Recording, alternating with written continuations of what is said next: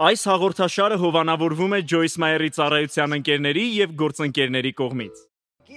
Երբեմն, երբ սպասում ես, երբ հետաձգում ես, բաց ես թողնում հնարավորությունը։ Ես Ջոյս Մայերն եմ եւ տեսել եմ, թե ինչպես է Աստծո զորությունը վերափոխել իմ կյանքը եւ նույնը կանի քեզ համար։ Այս երեկո ուզում եմ խոսել հետաձգման խաբեության մասին։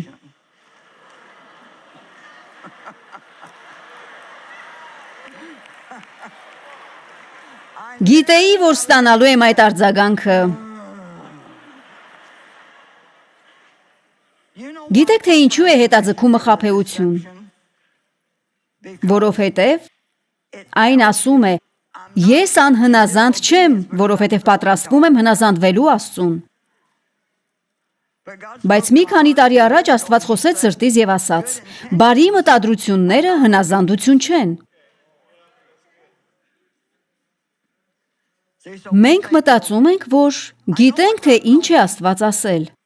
եւ պատրաստվում ենք անելու դա։ Բայց եթե նա քեզ չի ասել սպասել մինչև որոշակի ժամանակ, ուրեմն հիմա է Աստծո ժամանակը։ Այս երեկո դու կսովորես, որ եթե չես շարժվում այն ժամանակ, երբ Աստված ասում է շարժվել, ապա ամենայն հավանականությամբ հետո ստիպված ես լինում շարժվել առանց օծության։ Որովհետև երբ Աստված ասում է ինչ-որ բան անել, դրա համար կա օծություն։ Սա այն ուղերձն է, որ պետք է խոսեմ այս երեկո, ուստի դրա վրա կա օծություն։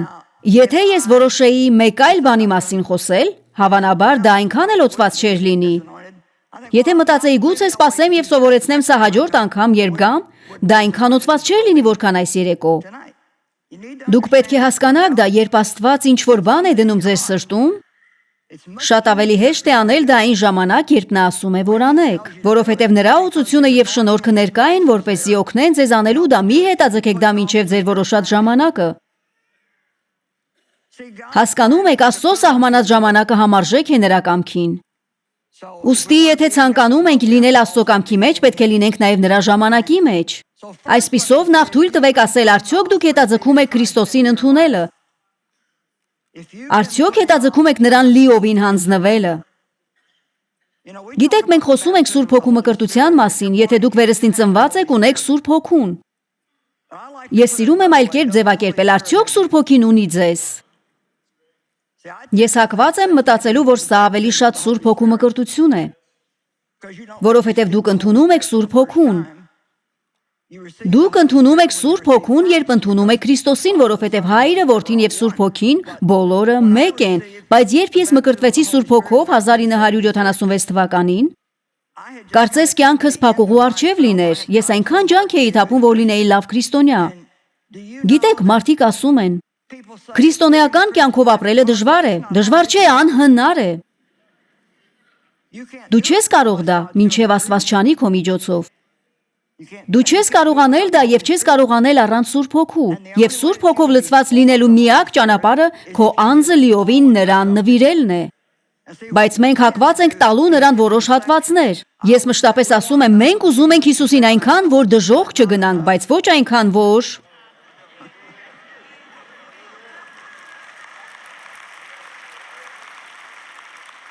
այնպես, որ ես պարզապես քաջալերում եմ քեզ։ Ես գիտեմ կյանքի փորձից, որ եթե փակում ես քո կյանքի բնագավառներն Աստծո առջև, պարզապես վնասում ես ինքդ քեզ։ Ուստի ինչ կասեք այն դռները բացելու մասին, որոնք ամուր փակել եք։ Նույնիսկ այն դռները, որոնք գիտեք, որ եթե բացեք, որոշակի ցավ կպատճառեն։ Ես չէի կարողանա բժշկվել մանկության տարիներին հորիցս ստացած սեռական բռնության ցավից, եթե թույլ չտայի Աստծուն մտնելու այդ բնագավառ։ Եվ դա հեշտ չէր։ Հեշտ չէր խոսել դրա մասին, հեշտ չէր աշխարհին պատմել դրա մասին։ Բայց ես գտա բժշկություն դրա միջոցով։ Եվ երբեմն, երբ սպասում ես, երբ հետաձգում ես, բաց ես թողնում հնարավորությունը։ Եկեք նայենք մի քանի սուրբգրային խոսքեր, Գաղատացիների 6:10։ Նախևառաջ 9-րդ խոսքում ասվում է. Մոռացել եմ, թե ինչ է ասվում։ Օ, եւ չձանձրանաք բարին գործելուց, որովհետեւ ժամանակին կհնձենք, եթե չթուլանանք։ Այնուհետև 10-րդ խոսքն ասում է, որ ուշադիր լինենք, որ օրհնություն լինենք հատկապես Աստծո ընտանիքին եւ օգտվենք ամեն հնարավորությունից։ Երբ այս երեկո զոհաբերություն էր հավաքվում, ինչ որ մեկը չէր փորձում վերցնել ձեր դրամները։ Դա հնարավորություն էր ձեզ համար, այն կողմ անցնելու եւ ինչ որ բան անելու մեկ ուրիշի համար։ Մենք պետք է ազատվենք այն մտածելակերպից, թե եկեղեցին փորձում է մշտապես ինչ որ բան վերցնել ձեզնից։ Ամենուրեք, որ գնում եք, խոսում են փողի մասին, եկեղեցին միակ տեղն է, որտեղ այդ թեման անհանգստացնում է մեզ։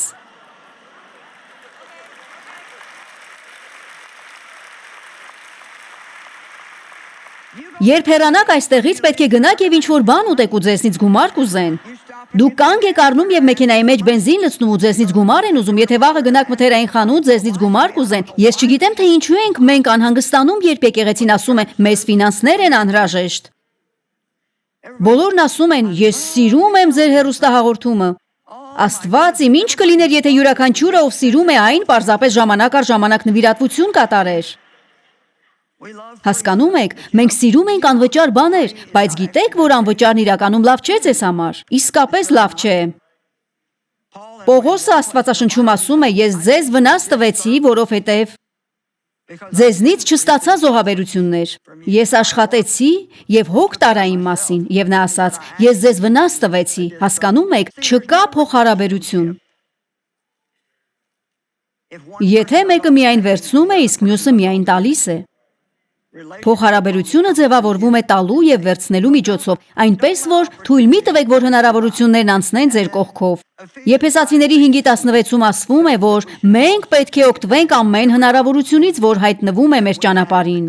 Սա խոսում է առօրյա կյանքն ապրելու մասին, երբ ապրում ես քո կյանքը եւ ունես հնարավորություն խոսելու ինչ որ մեկի հետ, քաջալերելու ինչ որ մեկին, օրհնելու ինչ որ մեկին։ Գիտեք, դուք ունեք ծառայություն։ Շատ քիչ ծառայություններն են իրականում այստեղ ներսում։ Ծառայությունների մեծ մասը դրսում է։ Դրանք այնտեղ են, որտեղ դուք աշխատում եք, որտեղ ապրում եք եւ որտեղ հաճախում եք դպրոց։ Եվ եթե աշխարհը փրկվելու է, դուք մասնակից եք լինելու։ Դա չի լինելու մի խումբ մարդկանց միջոցով, եւ մեր գործն է կրթել ձեզ, որպեսզի գնաք եւ անեք ծառայության գործը։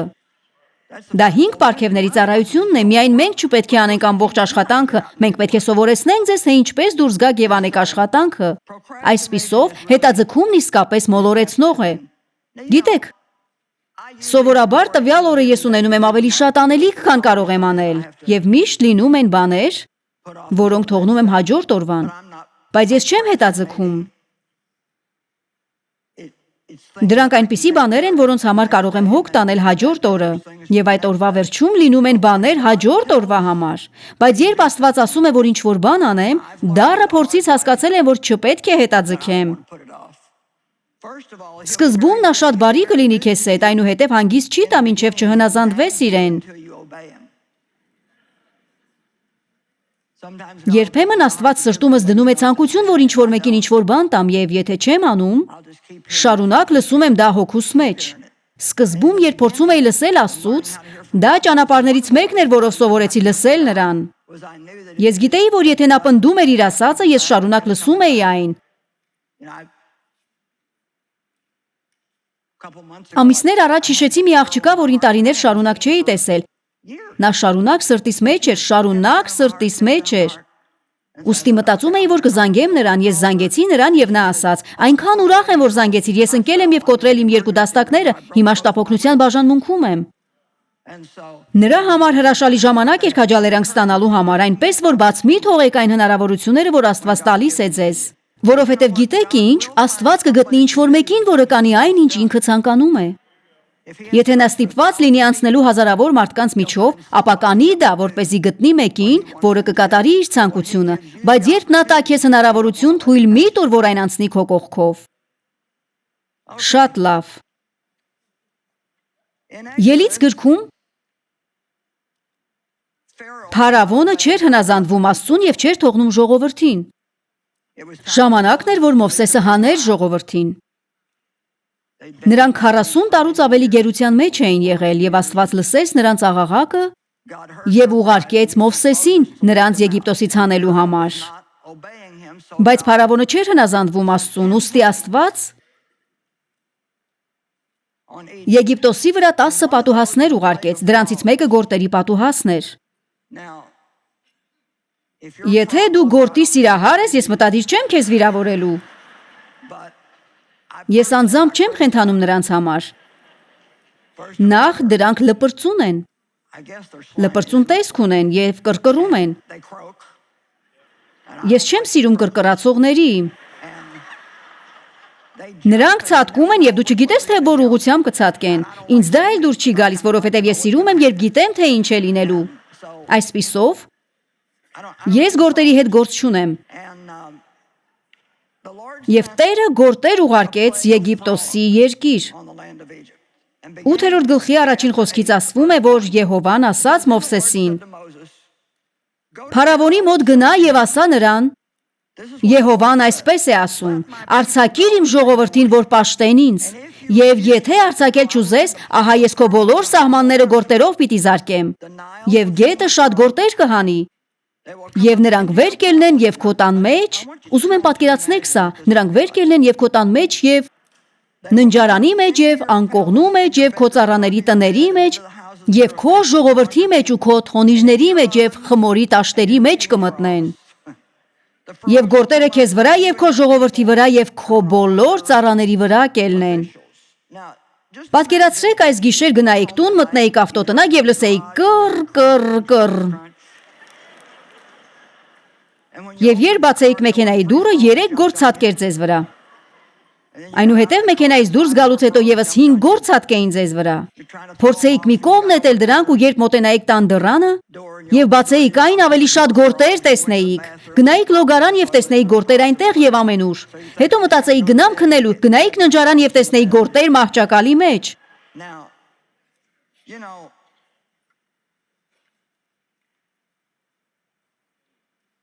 Փարավոնը խելացի չէր։ Եվ Եհովան ասաց Մովսեսին, 5-րդ խոսք. Այսպես ասա Ահարոնին, ձեռքդ մեկնիր քո գավազանով արուների վրա, գետերի եւ լճերի վրա եւ Եգիպտոսի երկրի վրա գործեր հանիր։ Եվ Ահարոնը մեկնեց իր ձեռքը Եգիպտոսի ջրերի վրա եւ գործերը ելան եւ Եգիպտոսի երկիրը ծածկեցին եւ մոգերն էլ այնպես արին իրենց կախարդություններով։ Գիտեք ինչ, ես ասում եմ, որ Փարավոնը խելացի չէր, որովհետև եթե նրա երկիրն արդեն գործերով լի էր, ինչու հրամայեց, որ իր կախարդներն ավելի շատ գործեր հանեն։ Այսպիսով գործերը շատացան։ 9-րդ խոսք. Եվ Մովսեսն ասաց Փարավոնին. ժամանակ որոշիր ինձ համար, թե երբ քեզ համար եւ քո ծառաների համար եւ ժողովրդիդ համար աղաչեմ, որ քեզնից ու քո տներից գործերը կորչեն։ Նա ասաց. ես կասեմ քեզ. Երբ աղոթեմ, գործերը կգնան, բայց քեզ կարժանացնեմ ժամանակը որոշելու պատվին։ Ես կասեի հիմա, հենց հիմա, բայց Փարավոնն ասաց վաղը։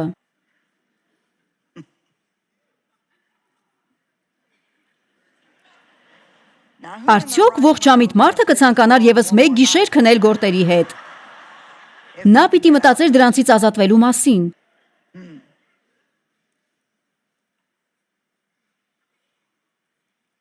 Վաղը։ Ինչն ես հետաձգում։ Ներելը նրան, ում վրա բարկացած ես։ Հակադրվել է նրան, ով օգտագործում է քեզ։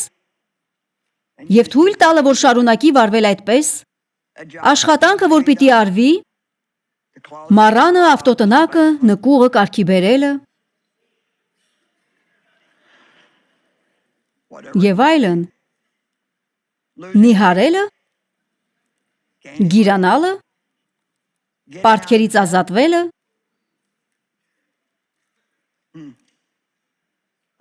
ներելը նրանց, ում վիրավորել ես, դու պարզապես շարունակում ես հետաձգել, վաղը կանեմ, կամ ատամնաբուժարան այցելելը։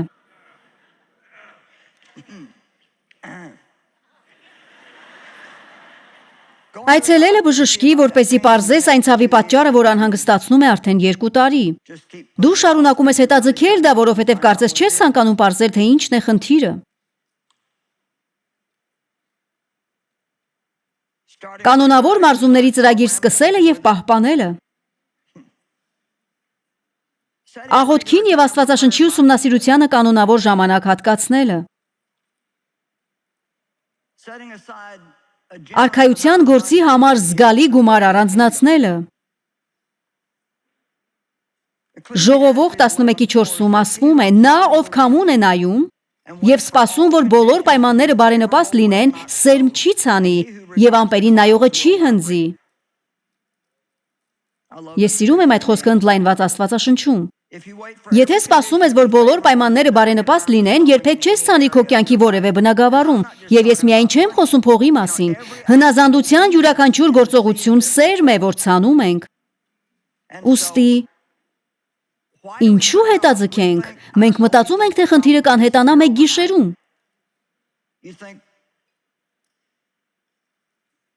Եթե դուք խրված եք պարտքերի մեջ եւ շարունակում եք ավելի շատ ապառիկ գնումներ կատարել, միթե կարծում եք, թե պարտքերը կվերանան։ Եթե պարզապես անտեսեք դրանք։ Գիտեք, երբ ինչ-որ բան անտեսում ենք երկար ժամանակ, դա այնքան է մեծանում, որ պատուհաս է դառնում մեզ համար։ 38 տարի առաջ ես ենթարկվեցի կրծքագեղձի հետազոտության եւ պարզվեց, որ ունեմ կրծքագեղձի քաղցկեղ։ Սա պարզապես հրաշալի դաս է։ Բժիշկն ինձ ասաց, լավ է, որ դուք եկաք այն ժամանակ, երբ պետք է գայիք։ Նա ասաց, այս ուռուցքը շատ փոքր է, եւ ռենտգենոլոգը մեծ աշխատանք է արել այն ճշգրտորեն ուսումնասիրելու համար, բայց այն շատ արագ աճող ուռուցք է։ Եվ եթե դուք հետաձգեիք, հնարավոր է մահանայիք։ Հետաձգումը խելամիտ չէ։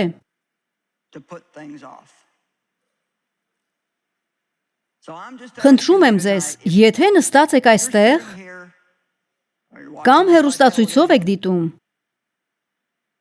կամ լեփլեցուն սենյակում եք, եթե կա ինչ-որ բան, որը գիտեք, որ Աստված դրել է ձեր սրտում, եւ հետաձգում եք այն, վաղը ավելի հեշտ չի լինի։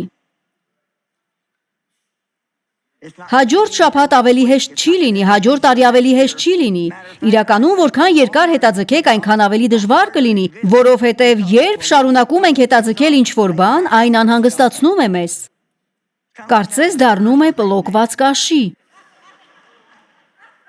Երբևէ պատահել է, որ ոտքի ճկույթի կաշին պլոկվի, եւ գիշերը վերմակը շարունակ դիպչի դրան։ Ես տանել չեմ կարողանում դա, ես ստիպված եմ լինում վեր կենալ եւ հոգ տանել դրա մասին։ Ժամանակն է վարվելու Աստծո ճանապարհներով։ Գուցե պարզապես հետաքրքրության համար հարցնեմ, քանիսդ եք ընդհանրապես հետաձգում ինչ-որ բան։ Այդպես մի արեք։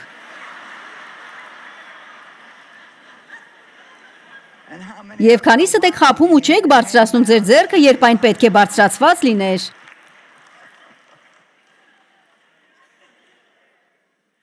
Վերադառնանք հակադրմանը։ Թույլ մի տվեք, որ մարդիկ վերահսկեն եւ շահագործեն ձեզ։ Հակադրվեք նրանց սիրով, բայց հակադրվեք եւ ասեք. Աստված չի ստեղծել ինձ, որ շահագործվեմ եւ վերահսկվեմ, եւ ես թույլ չեմ տա, որ շարունակես վարվել այդպես։ Անշուշտ նրանք կսպառնան ձեզ, իսկ դուք կասեք. լավ, եթե միմյանց հետ փոխհարաբերություն ունենալու միակ միջոցը ինձ վերահսկելն է, ուրեմն մենք չենք լինի փոխհարաբերությունների մեջ։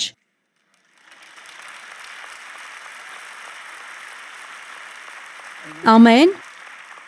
Եվ ես գիտեմ, որ այստեղ կան մարդիկ, որոնք կարիք ունեն ներելու ինչ-որ մեկին, որովհետև ես չեմ եղել որևէ եկեղեցում, որտեղ այլ կերպ է եղել։ Եվ անձնական փորձից կասեմ, եւ սա սովորել եմ տարիների ընթացքում եւ հավատում եմ սրան ամբողջ սրտով։ Չներելը ամենավատ բանն է, որ կարող եք անել հոգևորապես։ Այն լռեցնում է ձեր աղոթքի կյանքը, այն վնասում է ձեզ բոլոր կողմերից հոգևորապես։ Վնասում է ձեր հաղորդակցությունն Աստծո հետ, այն չի ուղղում ձեր թշնամուն, չի բժշկում ձեզ, ընդհանրապես որևէ բարիք չի գործում։ Այն միայն թունավորում է ձեր հոգին եւ վնասում է ձեզ։ Հիմա հավատք։ Եբրայեցիների 11:1-ը հետաքրքիր խոսք է ինձ համար, սա բոլոր թարգմանություններում է, բացի երկուսից, եւ այն ասում է. Հիմա հավատքն էլ հուսացած բաների հաստատությունը եւ չերևացող բաների ապացույցն է։ Դա նոր միջազգային թարգմանությունից է։ Երբևէ չի հետաքրքրել, թե ինչու է սկզբում գրված հիմա բառը, ինձ սկսեց հետաքրքրել դա եւ ես մտածեցի, դրա անհրաժեշտությունը չկա այս նախադասության մեջ։ Դու պարզապես կարող ես սկսել այսպես. հավատքն էր հուսացած բաների հաստատությունը եւ չերևացող բաների ապացույցն է, բայց բոլոր թարգմանությունները սկսվում են հիմայով, եւ ես կարծում եմ, որ պատճառն այն է, որ հավատքը պետք է լինի հիմա։ Ես չեմ կարող սպասել մինչև վաղը, որպեսզի ունենամ հավատք այսօրվա համար։ Ես կարող եմ ունենալ հավատք հիմա, ես կարող եմ ունենալ հավատք այսօր, որ վաղը ամեն բան բարիին գործակից կլինի, կամ կարող եմ նույնիսկ ունենալ հավատք այսօր, որ Աստված կօգնի ինձ այն սխալի հարցում, որ գործել եմ անցյալում։ Բայց հավատքը միշտ հենց հիմա է։ Այն հիմա է, երբևէ չեք մտածել դրա մասին։ Ինչու է գրված հիմա բառը։ Ես պարզապես մտածում եմ, որ այդպես էլ պետք է լիներ։ Այլ կերպ չէր կարող լինել, որովհետև նախադասությունն իմաստազուրկ է դառնում։ Եթե հաշվի չենք առնում այդ բառը, հիմա հավատքն էլ հուսացած բաների հաստատությունը եւ չերևացող բաների ապացույցն է, սա միայն ընդլայնված աստվածաշնչում է, բայց ինձ այնքան է դուր գալիս, որ կկարդամ Եբրայեցիների 4-րդ գլխի 1 եւ 7-րդ խոսքերում Պողոսը խոսում է Աստծո հանգստի մեջ մտնելու մասին, ինչ որ մեկը գիտի, թե որքան հրաշալի է լինել Աստծո հանգստի մեջ։ Օ Աստված իմ։ Եթե անհանգստանում, տագնապում, կշռադատում եւ մտահոգվում էի տարիներ շարունակ եւ մտածում էի, թե ինչ են մարդիկ մտածում իմ մասին, երբ քարոզում եմ, դուք գիտեք այդ ամենը։ Դա ձեր ճանապարհորդության մի մասն է Աստծո հետ, բայց վերջին հաշվով դուք կամ կսովորեք մտնել Աստծո հանգստի մեջ, կամ կխելագարվեք։ Որովհետև կարող եք դիմանալ միայն որոշ աստիճանի լարվածության եւ ճնշման, փորձելով ինքնուրույն հոգ տանել ամեն բանի մասին։ Հուսով ենք, որ վայելեցիք այսօրվա հաղորդումը։ Խնդրում ենք կապ հաստատել մեզ հետ կամ այցելել joycemeyer.org կայք ձեր աղոթքի խնդրանքները փոխանցելու կամ մեզ հետ համագործակցելու համար։ Այս հաղորդաշարը հովանավորվում է Joyce Meyer-ի ծառայության ընկերների եւ գործընկերների կողմից։